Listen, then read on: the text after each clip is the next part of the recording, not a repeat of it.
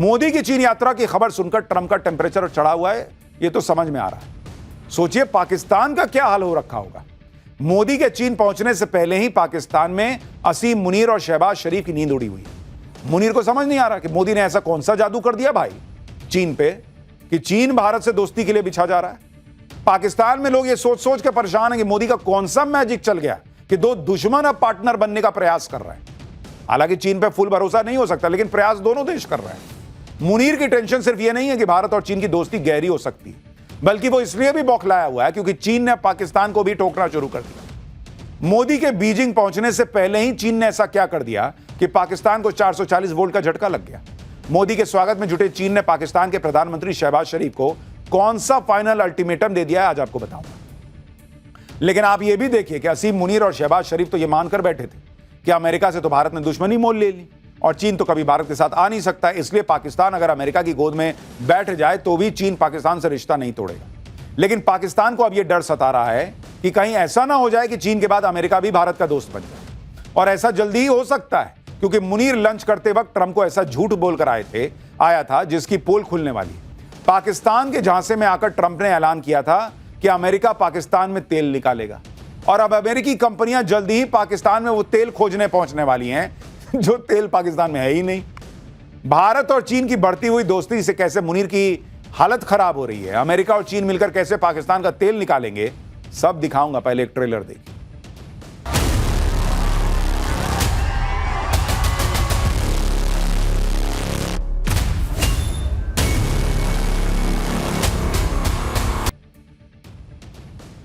प्रधानमंत्री नरेंद्र मोदी अभी चीन पहुंचे भी नहीं है और पाकिस्तान में हाय तौबा मचनी शुरू हो गई है। शहबाज से लेकर मुनीर तक इस टेंशन में है कि मोदी और जिनपिंग की दोस्ती अगर हो गई कायदे से तो पाकिस्तान का क्या बुरा वक्त शुरू होने वाला है। मोदी के चीन दौरे से पहले ही पाकिस्तान को कौन कौन से डर सता रहे हैं वो भी आपको बताता हूं। मोदी की उपस्थिति में एससीओ के संयुक्त घोषणा पत्र में आतंकवाद की कड़ी निंदा का प्रस्ताव पास हो सकता है, जबकि अभी तक चीन की वजह से एससीओ संगठन आतंकवाद की निंदा और पाकिस्तान पर प्रतिबंध लगाने से बचता था। मोदी की चीन यात्रा से पाकिस्तान इसलिए भी परेशान है क्योंकि अगर भारत और चीन नजदीक आ गए तो उसकी टू फ्रंट स्ट्रैटेजी यानी चीन के जरिए भारत पर दबाव बनाने की रणनीति कमजोर पड़ जाएगी। मोदी जिनपिंग की केमिस्ट्री देखकर मुनीर का बीपी यह सोचकर भी हाई हो रहा होगा कि अमेरिका तो पाकिस्तान को मोहरा बनाकर इस्तेमाल कर रहा है। अगर ट्रंप ने पाकिस्तान को धकिया दिया तो पाकिस्तान तो न चीन का रहेगा ना अमेरिका का। यानी मुनीर तो यह सोचकर बैठा था कि भाई ट्रंप की गोद में बैठ जाता हूं, चीन कहां जाएगा, भारत से तो सटेगा नहीं, तो चीन भी पुचकारता रहेगा पाकिस्तान को। लेकिन मोदी ने मुनीर की सारी प्लानिंग पर पानी फेर दिया। अब पाकिस्तान को समझ ही नहीं आ रहा है कि भाई चीन और भारत सट कैसे रहे, पार्टनर कैसे बन सकते हैं। तो भाई पार्टनर तो भारत जैसा बड़ा देश ही बन सकता है ना। पाकिस्तान तो भिखारी देश है, उसको भीख में कुछ कटोरे में डालो और उससे कुछ ले लो, जमीन वमीन कुछ ले लो, क्योंकि पैसा तो लौटाता नहीं है वो। देखिए पाकिस्तान का बौखलाना बनता भी है क्योंकि चीन की भीख पर ही पाकिस्तान अपना पेट पाल रहा है। चीन ने पाकिस्तान को खूब सारा पैसा दिया है, लेकिन अब चीन मोदी का ऐसा मुरीद हुआ पड़ा है कि भारत के लिए अपने सारे दरवाजे खोलने को तैयार है और पाकिस्तान के मुंह पर दरवाजे बंद कर दे रहा है। चीन ने साल 2015 में बेल्ट एंड रोड इनिशिएटिव के तहत पाकिस्तान में $60 अरब निवेश करने का वादा किया था। चीन के इस निवेश से पाकिस्तान में एक बड़ा रेल प्रोजेक्ट तैयार किया जाना था, लेकिन चीन ने अब कह दिया है कि पाकिस्तान को अगली भीख तब मिलेगी जब पाकिस्तान चाइनीज पावर कंपनियों का बकाया चुका देगा। आप सुनिए पाकिस्तान में इसको लेकर कैसी चर्चा चल रही है कि अब तो चीन भीख देने में भी रुक गया भाई, कह रहा कटोरे का माल खाली करो पहले। मोदी के चीन पहुंचने से पहले ही पाकिस्तान को 440 वोल्ट के झटके लगने शुरू हो चुके हैं। पाकिस्तान के प्रधानमंत्री शहबाज शरीफ भी एससीओ बैठक में हिस्सा लेंगे, लेकिन वो चीन भीख का कटोरा लेकर जा रहे हैं। लेकिन चीन ने भी कह दिया कि अगली भीख तब मिलेगी भाई जब पुराना हिसाब क्लियर करोगे।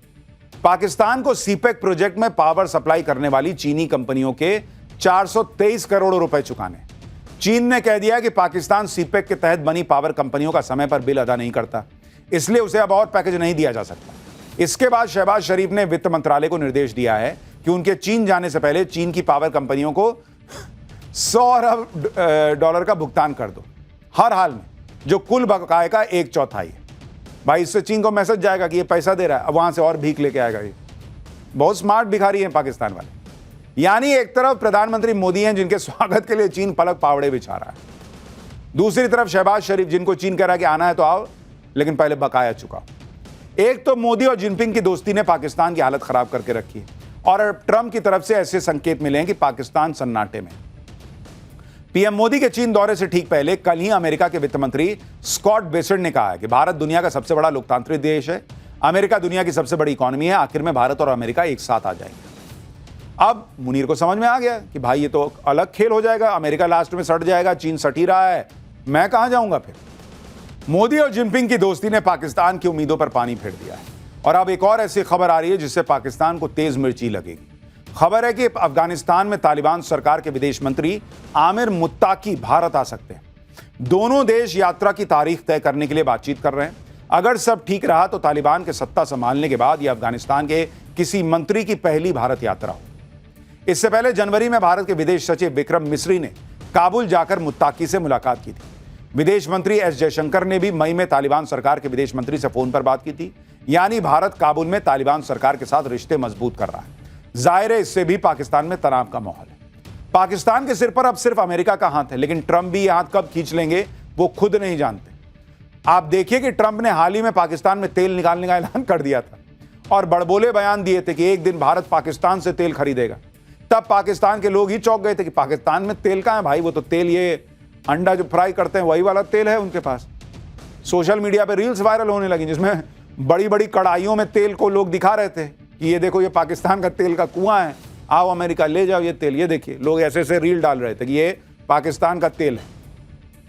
लेकिन तब ट्रंप पाकिस्तान के झांसे में आ गए और अब अमेरिकी कंपनियां ट्रंप की बात को सच मान बैठी।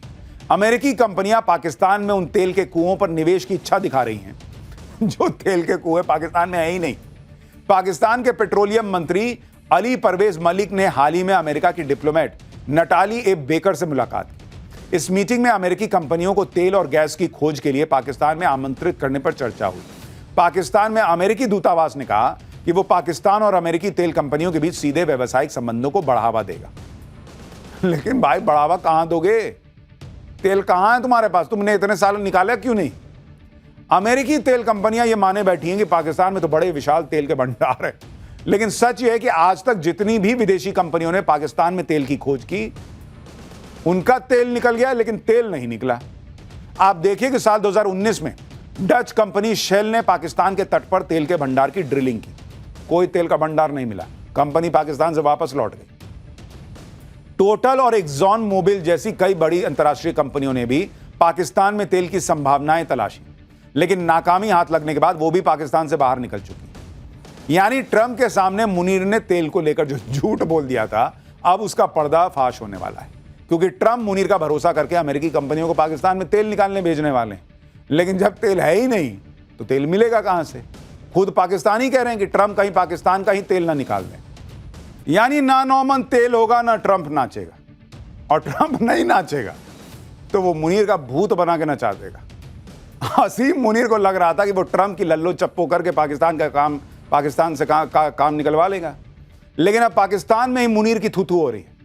लोग कह रहे हैं कि हसीम मुनीर पाकिस्तान के हालात क्या सुधारेगा भाई, उसने तो पाकिस्तानी फौज की हालत ही खराब करके रख दी। आप ये वीडियो देखिए, ये वीडियो वाघा अटारी बॉर्डर का है जिसमें भारत की साइड उस तरफ देखिए, ये पाकिस्तान की साइड है। पाकिस्तान की साइड गंदा पानी और कूड़ा और कचरा दिख रहा है, उधर भारत का साइड देखिए कैसा चमचमा रहा है। लोग कह रहे हैं कि एक ही जगह एक ही टाइम एक बराबर बारिश हुई, लेकिन भारत की तरफ भारतीय सेना की पोस्ट एकदम चमक रही है और पाकिस्तान की तरफ फौजी पानी और कचरे में खड़े हैं। तो मुनीर झूठे थोड़ी बोला था कि भारत मर्सिडीज है और हम कचरे का ट्रक हैं। देखिए कचरे के ट्रक में कचरा नहीं मिलेगा तो कहां मिलेगा? तो उधर मर्सिडीज चमचमा रही है, इधर कचरे के ट्रक में लोग खड़े हैं पानी में घुटने भर पानी में। क्या ही देश है भाई। पाकिस्तान के लोग तो हसीम मुनीर को इसी पानी में डूब जाने की नसीहतें दे रहे हैं। पाकिस्तानी ये भी लिख रहे हैं कि इस वीडियो में दिख रहा है कि भारत और पाकिस्तान के बीच का फर्क क्या है। खैर, पाकिस्तान ना सुधरने वाला। इस वक्त नरेंद्र मोदी अपनी सबसे बड़ी लड़ाई लड़ रहे हैं। जिस वक्त वो अमेरिका की अकड़ और ट्रंप की सनक से भिड़े हुए हैं, जिस वक्त भारत के हितों के लिए मोदी दुनिया के सबसे बड़ी ताकत से लड़ रहे हैं, उस वक्त नरेंद्र मोदी के साथ देश में क्या हो रहा है आप देखेंगे तो आपका सिर शर्म से झुक जाएगा बॉस, कि पॉलिटिक्स का क्या लेवल हो गया है। राजनीति का ऐसा लेवल, वो भी उस वक्त में जब देश बड़ी लड़ाई लड़ रहा है। उस वक्त देश के प्रधानमंत्री के लिए गाली गलौच हो रही है। आप देखिए, राहुल गांधी पीएम मोदी को तू तड़ाक कर रहे थे, ये तो हमने आपको दिखाया था। लेकिन दूसरी तरफ बिहार में इंडी गठबंधन की रैली में पीएम मोदी को मां की गाली दे दी गई। बॉस, मां की गाली देश के प्रधानमंत्री को। इतना काफी नहीं था कि कांग्रेस ने पीएम मोदी को लापता बता दिया, एक पोस्टर जारी करके नरेंद्र मोदी को कुख्यात वोट चोर कह दिया। मोदी पर पर्सनल अटैक करने में केजरीवाल भी पीछे नहीं रहे, उन्होंने पीएम मोदी के लिए भीगी बिल्ली जैसे शब्दों का इस्तेमाल किया। यानी इधर इंडी गठबंधन और उधर ट्रंप की टीम, ऐसा लग रहा है जैसे नरेंद्र मोदी के खिलाफ टू फ्रंट वॉर खोल दी गई है, जिसके मन में जो आ रहा है वो नरेंद्र मोदी के खिलाफ वही बोल दे रहा है। नरेंद्र मोदी के खिलाफ हमले में कोई कोर कसर नहीं छोड़ी जा रही। और आप लेवल सोचिए बॉस, मां की गाली। नरेंद्र मोदी भी हालांकि डटे हुए हैं, वो इस हमलों से बेपरवाह अपने काम में लगे हैं। ट्रंप खिसिया रहे हैं तो खिसिया रहे हैं, राहुल गांधी बोल रहे हैं तो बोल रहे हैं, गाली पड़ रही है तो पड़ रही है। नरेंद्र मोदी देश के लिए अपना विजन लेके बढ़े जा रहे हैं। पीएम मोदी जापान और चीन के दौरे पर निकल गए। ट्रंप का बस नहीं चला तो उन्होंने अपनी टीम को लगा दिया कि मोदी पर भयंकर हमले करो। ट्रंप की टीम, ट्रंप ने कौन से जोकर उतारे हैं नरेंद्र मोदी को धमकाने के लिए? कैसे यूक्रेन युद्ध का सारा दोष भारत पर मढ़ा जा रहा है?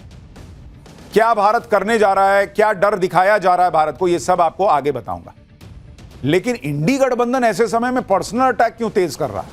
जो केजरीवाल कई दिनों से शांत थे वो मैदान में आ गए। अभी ट्रंप जैसे ताकतवर नेता से मोदी भिड़ रहे हैं और यही अच्छा मौका है पीएम मोदी की टांग खींचने का। इन लोगों को यही लग रहा है क्या?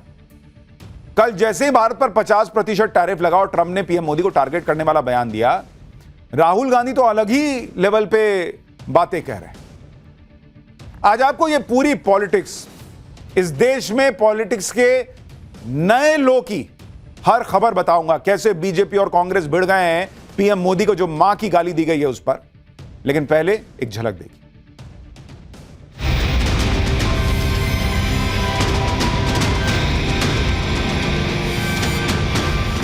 ट्रंप ने आज कहा, ये जो तू कर रहा है इसको 24 घंटे के अंदर बंद कर। उनका खुद का नारा था, गली गली कांग्रेस है, आज गाली वाली कांग्रेस है। कैसा प्रधानमंत्री? ट्रंप के सामने भीगी बिल्ली बने हुए। जिस सियासी लड़ाई का ट्रेलर आपने देखा, अब उसकी पूरी पिक्चर दिखाता हूं। सबसे पहले बात बिहार में इंडी गठबंधन की रैली में हुए उस कांड की, जिसने इंडी गठबंधन, बिहार में महागठबंधन, तेजस्वी यादव, राहुल गांधी का जो गठबंधन चल रहा है उसको फंसा दिया है। राहुल गांधी इन दिनों बिहार में वोट अधिकार यात्रा निकाल रहे हैं।